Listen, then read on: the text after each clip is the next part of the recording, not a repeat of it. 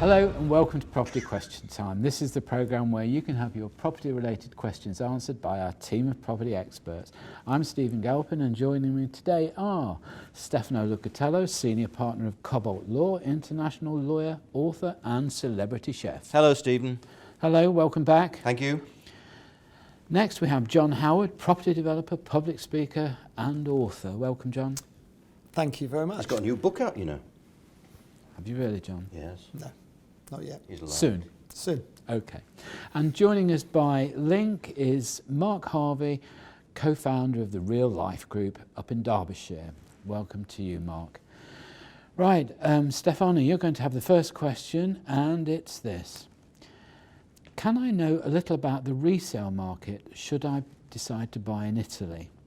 I want to buy something with wide appeal should I ever need to sell it. What worries me is that I understand that agents' commissions are way higher than in the UK and are often paid by both parties. If my understanding is right, this could see commissions amounting to percentages in the teens, thus making some properties quite overpriced. I'm also concerned that I might have to take those levels even higher if I'm competing with the commissions developers pay. How do I ensure my sales agent won't just concentrate on developers' product as opposed to mine? And are there any legal limits to the level of commissions? I've lost the point of the question because there are so many sub-questions in Right. it. I thought it was So, a great question. It's a long question. I think in essence, if we can just summarise that, I think what they're saying is, look, if I'm paying these high commissions, when I come to sell it, if the commissions amount to, let's say, 20% for just easy figures, am I going to be having to build that into the price of what I sell for and then therefore make myself uncompetitive, I suppose? Let me start from the beginning. A sales agent in Italy is regulated by law. A person can't be a sales agent unless they've passed the exams and got the licence. That's the starting point. Good start. Unlike here, where anyone can set up as an Very agent. true, very true. The second point is that sales agency fees go from 6% to 10% in Italy, and they are payable half and half by the vendor and the purchaser. Right. So you will end up, whether you buy or you sell, you'll end up paying 3 to 5% each. That's how it works. As regards the resale market in Italy, it's like France, it's like Spain, it's like Portugal. Unless you have something which is ultra high net worth, you will be on the market for a while, unless it's got some sort of curb appeal or appeal, I don't know, because it's a vineyard, it's an agriturismo, it's something, an international cookery school, a horse school, or whatever. It has to have that certain element of something more. If it's just a, let's call it a bog standard flat or a villa, or a house in the countryside, wait for your house to sell, because it won't sell there or thereabouts very quickly unless it's at the bottom of the market, 30 or 40,000 euros. It's in bad nick and it's for someone to buy and do a whole redevelopment program on that property. So for people who buy anything between 100 and 250,000 euros, your property may well stand there for 6 months to a year. May I ask a question? If you It's must. normally Steve's job, I know, but why is that? Is it because there's no demand or because just the demand? It's because, John, abroad in Italy, France, Spain and Portugal, the majority of holiday homes, that market is driven by foreign purchasers. Right. People in Italy, France, Spain and Portugal do not usually buy homes, they rent. Right. So the market for that type of property, a holiday home market, secondary home, is driven by foreign investment. And that foreign investment, because of Brexit and because of whatever else affects that particular economic situations, may not allow people to buy what they want to buy. So there are other ways of buying, such as buy to let. So you can actually put together, and I'm doing more and more of these now as a lawyer, where you've got a buyer who doesn't have the full market value to pay now, and you've got a seller who is desperate because he's got a mortgage or he wants to get rid of it, whatever. So what happens is that you put the two together, you create a lease, which is usually the duration of the balance outstanding of the mortgage, let's say 15 years, and what happens is that the buyer pays the vendor the monthly amount, which is the amount to pay the mortgage off, There is an agreement which sets out the terms of how the two interact together. So basically you are renting your property, and if you stop, then you lose all the money you've paid, and the guy who owns the property can take possession back of the property. If you get to the end of it, you then conclude the deal by going in front of the notary in Italy in this case. You own the property after that, and you pay the mortgage off, and it's yours and whatever else.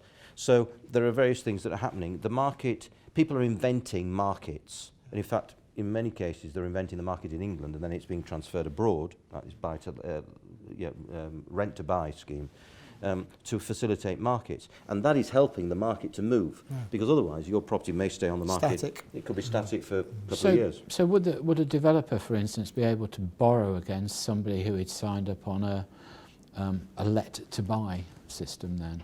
And secure it on what? On the property that's taking in part exchange then? Well, no, just taking it on the main property, I suppose. I don't think so. I wouldn't have thought so. Okay. And the other thing is just relating, you're saying that it's often created in the UK and taken out to Italy. So the sales agents that typically work here that would take you out to Italy to sell you something, Yes. are they regulated too? No. The people who work in the United Kingdom selling Italian property are not regulated because they're selling Italian property out of out of Italy. But the majority of people who sell, unless they're private, of course a private person can sell his own home without having a license.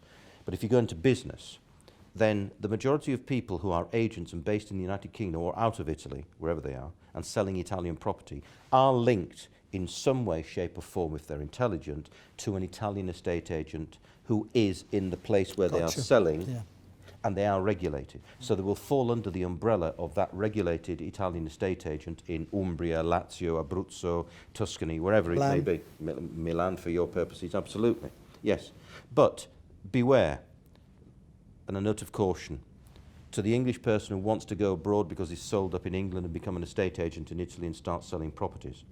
If he or she starts acting as an estate agent in Italy and is not under the umbrella of an Italian regulated estate agent, you are committing a criminal offence, subject to a big fine and imprisonment. Okay. Crikey. You can be a property finder and not be regulated, a property finder, but you cannot be an estate agent. Okay. Interesting. All right. Thank you for that. John, we're going to move on to your question. Finally. John. Do you think that with the need for thousands of new homes in the UK, the planning system that relies effectively on unqualified councillors should be changed?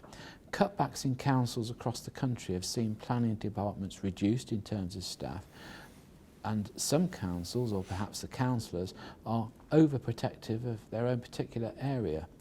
All this must surely severely limit what consents are given. Stephen, I don't know who's asked that question, but I tell you what, I'd like to shake their hand because they are absolutely spot on.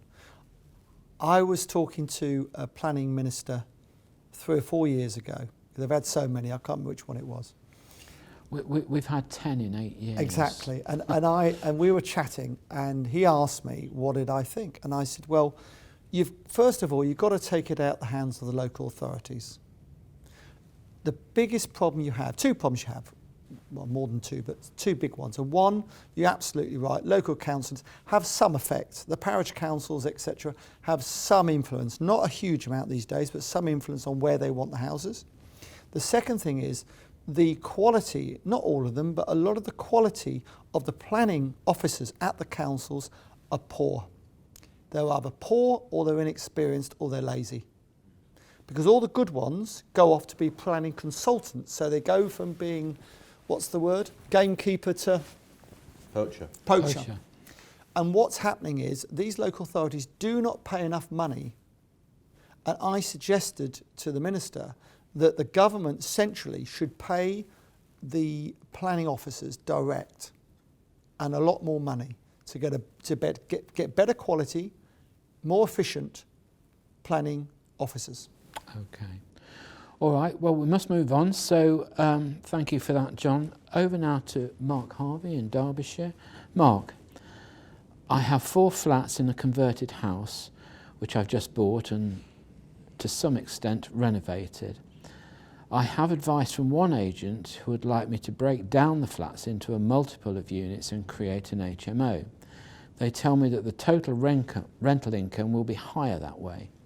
My worry is, however, that whilst the gross rent might be higher, the turnover of tenants might also be a lot higher, and therefore the possibility of voids greater. Do you think that the type of tenant I will get in the larger flats would prove a more stable and therefore in the long run a safer bet, or should I go for the HMO option? You've got to ask yourself, first of all, number one, where are you? Is this a first project? Is this, a few projects down the line? And if so, what is your outcome? What's your outcome from all of this? And what strategy would then fit you best for you to be achieving your outcome? Because as we probably all have heard and know, diversifying your portfolio is a good thing to do. So what have you already got? Have you already got a lot of HMOs? You already got a lot of flats, or is it only buy-to-lets? So you've got to take that into consideration first of all. The part about what type of tenants. Now, look, it doesn't matter what type of building you have, there is still, any kind of chance that, damage can be caused, the type of tenants that come in and they're not going to look after it. So whether it's flats, HMO, even if it's like a, 3-4 bedroom house, you're always going to have that variety of different tenants that possibly will be coming into your property. So there's no kind of sure way of understanding, is the type of tenant that I'm going to attract. The other part is, what do you do with the rental income? Now look, can you get more turnover with HMO? Yes, because generally people are wanting to stay for shorter periods of time because it's that type of accommodation.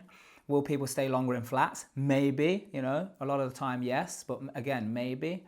But it's like anything, okay, if you have voids, that's one thing.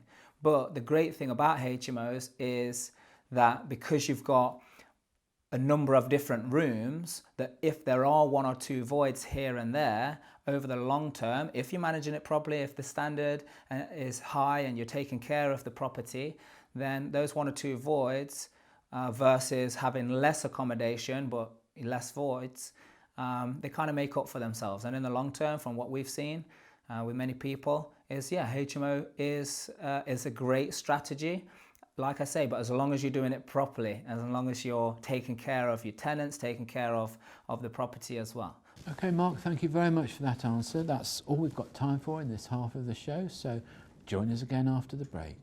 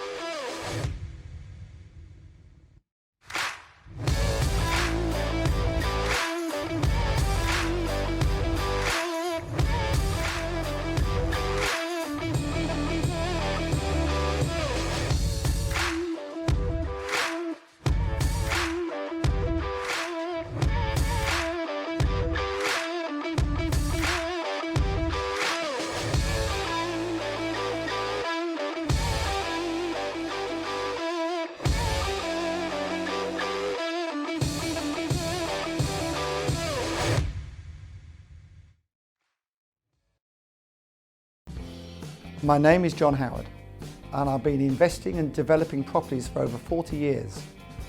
In that time, I've been very successful, but of course I've always made the odd mistake as well. In my book, I explain how to be successful and what to do should something go wrong.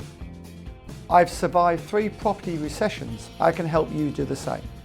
My book is available online. Please go to johnhowardpropertyexpert.co.uk. How often have you returned from a perfect holiday in Tuscany, the Provence, or further afield? Are you inspired to buy your new dream home abroad, but don't know where to start? Introducing Investing in Foreign Property, the ultimate guide to buying safely. Written by international property lawyer Stefano Lucatello, the book is filled with tips, experiences, and observations to help you buy your foreign property. Find out more by visiting property-tv.co.uk/library.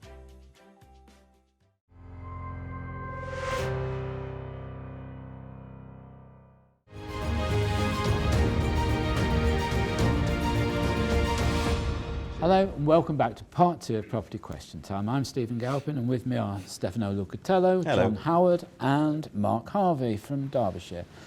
Now then, Stefano, your second question.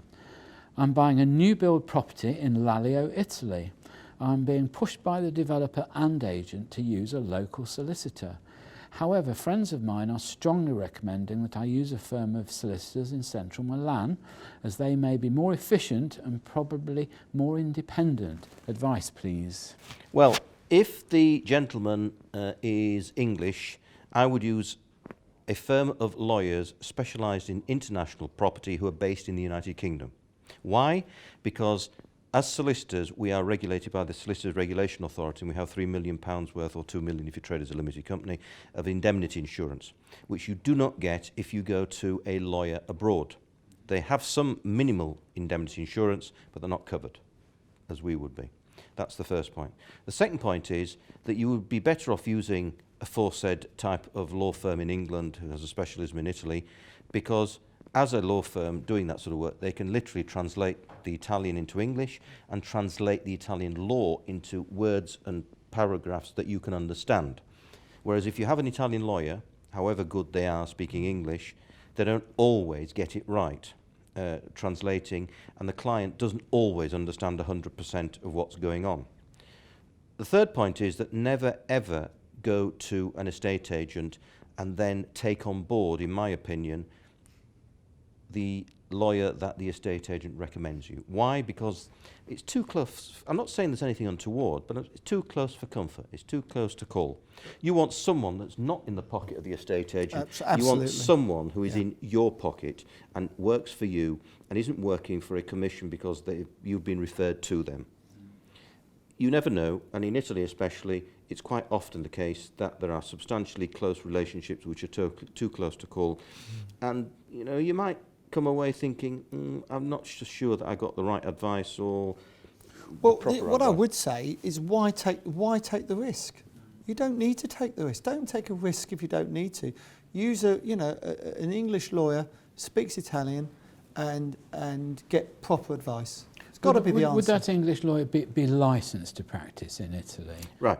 I mean, what happens is that yes, of course there would be practice, yes. I mean, most English law firms that practice in Italy have Italian lawyers in the team who are avvocati, in this case. They are qualified in Italy, and many of them now have done the qualified transfer test and become solicitors in the United Kingdom. So you find, as in our firm, that we have solicitors who are also foreign lawyers. So they're able to practice in their own jurisdiction that they come from, and also in England and Wales, and also in England and Wales as English solicitors. That's the best thing to do. You want to be looking at the website, first of all, of the law firm, whichever it is, England or in Italy, that you pick, and make sure that that law firm has the requisite advisors, qualified advisors. Ask questions. Yeah. Ask them questions. We always get asked questions. How long have you been doing it? What's your qualifications? Yeah. What's your specialism? And there's nothing wrong with that. You shouldn't. We as professionals quite often feel offended when someone questions our ability, questions our qualifications. You shouldn't be, because if you're qualified properly and you know your job properly, you shouldn't be offended. No, absolutely right. And we are recommended by the Law Society and the SRA. So, that's the best way to do it. Choose someone who has got a good track record. Yep. Okay, anything to add, John? I think he says it all. Absolutely. Very good advice. Okay. I agree with him. I've only been doing it 30 years. Well, yeah, well. Soon get the hang of it then. Well, I'm still getting the hang of it, yeah. Yeah. Okay. Yeah. The English is a bit ropey. Yes. We noticed. Thanks, mate. John, your question. Yes. Many developers sing the praises of the government's Help to Buy scheme. They do. However, the statistics would suggest that they've helped the developers' sales and profits, and the number of buyers truly helped is at best disappointing. Is it a mistake for the government to involve itself with commercially based incentives paid for by the taxpayer? No, it's not. And I'll tell you why. There's more first-time buyers now than at any time since 1985.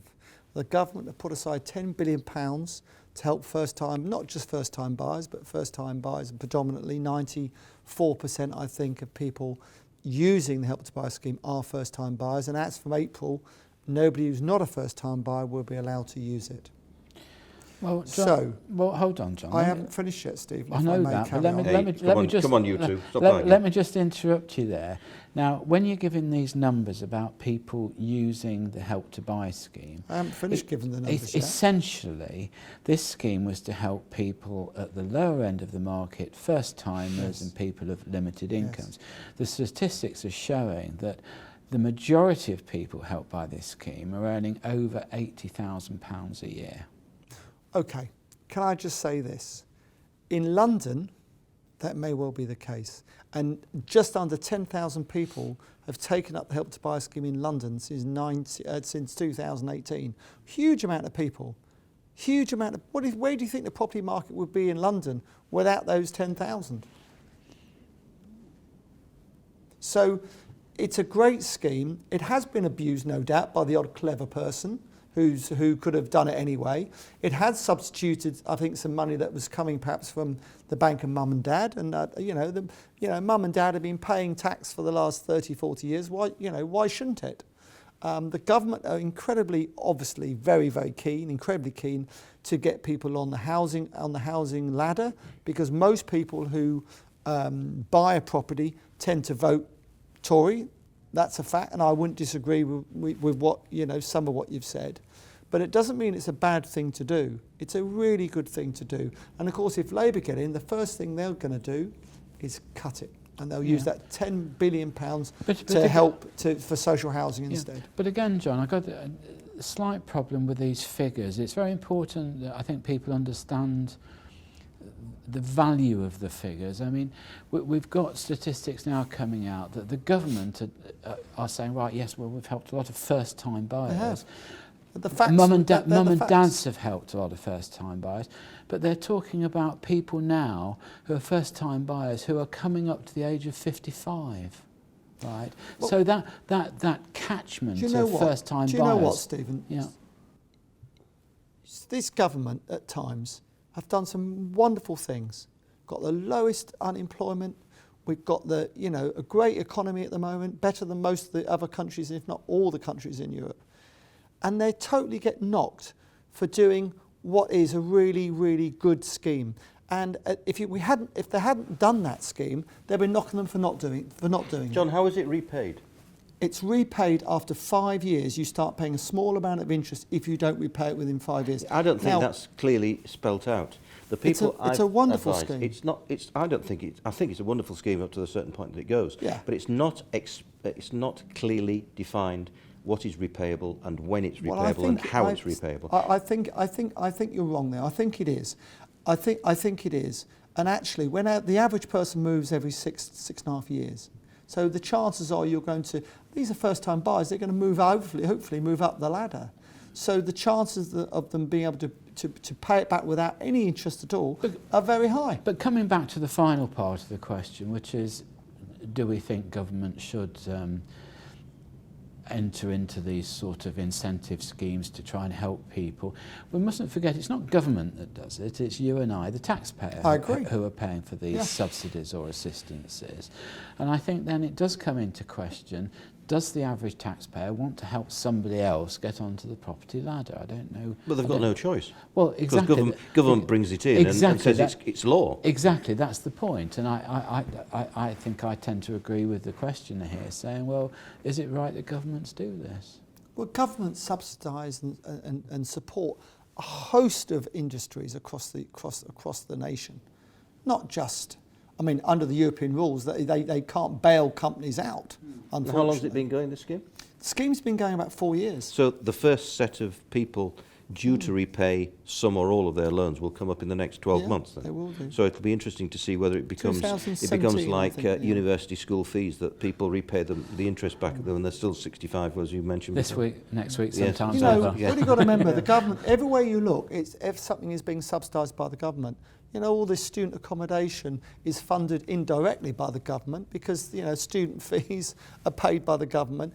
The government are doing so much. This sounds very much like a conservative political It, broadcast. it isn't. And if listen, if Labour done a great scheme like this, I'd be supporting it just the same you? way. Yes, I don't think I would. Yeah. Okay. All right, well, we're going to move on. Mark, in Derbyshire, this is your question. Do you think that the days of almost automatic ownership of property for young people is permanently over? And should their focus now be on finding longer-term rental properties rather than saddling themselves with punitive mortgages? It seems that although we're about to leave Europe, we're getting more European in our view of property ownership. What is this whole automatic, I need to buy a home thing?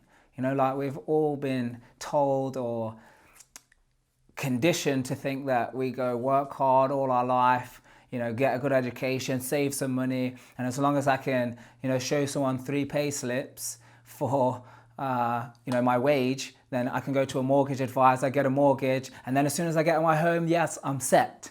You know, I know there'll be mixed opinions on this, but what I'm seeing out there is, oh, okay, so we think we must buy a home, and that's the best security. The thing is, I think what it comes down to is the people who are understanding how to get their money to work for them rather than working for the money. I think that's more really what this subject is about. Because, you know, is it a known thing that you must go out there and buy a home? You know, I think it comes down to, again, what's your outcome? What is it that you want to do? Because having rental accommodation gives you more freedom because you can move around. You're not in a position then to say, oh, listen, if I want to move house, I have to sell my house. So the market needs to be in a good position for me to sell my house. Not only that, when you buy a house, if you read, you know, any, you know, books from people who know what they're talking about, owning a home is a liability, you know, because it costs you money. So the money that goes into the property is not working for you. I mean, okay, capital appreciation over time, I get that, but for the people, and I'm quite passionate, if you can't already tell, about this subject, because it's like, hey, look, if you're living in a home, you know, and you know you're spending all of your money and you're renting and you're spending all your money, okay, that's one thing. But if you're in a rental accommodation and the money you're earning or saving is working for you, that's different. So I mean, everyone's entitled to their opinion of whether buying or renting is for them, but I don't think everybody should come out of school or education and say, oh, right, now I've got to find a job so I can get a mortgage, and that's you set. Okay, Mark, thank you very much. All right, but there we are. I think that's all we have time for today. So I'm going to say big thank you to Stefano Lucatello, Pleasure, John Howard, and Thank you. Mark Harvey in Derbyshire. I'm Stephen Galvin. Join us again next time on Property Question Time.